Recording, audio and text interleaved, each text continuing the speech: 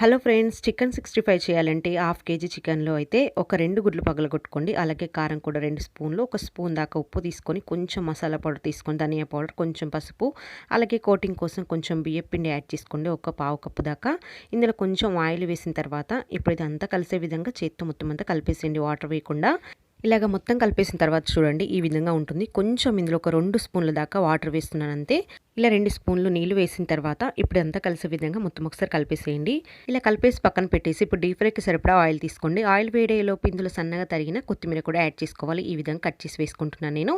ఇలా కట్ చేసిన తర్వాత మొత్తం అంతా కలిసే విధంగా కలిపేసి ఇప్పుడు ఆయిల్ పూర్తిగా వేడిన తర్వాత ఒక్కొక్కటి కాస్త గ్యాప్ ఉండేట్టుగా ఈ విధంగా ఆయిల్ వేసేసేయండి. ఇలా వేసిన తర్వాత 1 లేదా 2 నిమిషాలకి ఇప్పుడు రెండో వైపు మార్చుకొని చక్కగా ఈ విధంగా మంచి కలర్లోకి వచ్చిన తర్వాత ఇప్పుడు వీటిని అయితే ప్లేట్లోకి తీసుకుందాము. ఇంతే, ఎంతో రుచిగా ఉండే చికెన్ 65 రెడీ అయిపోయింది. ఇందులోకి ఉల్లిపాయ, కొంచెం నిమ్మకాయ వేస్తే సూపర్ టేస్ట్గా ఉంటుంది. Like and share.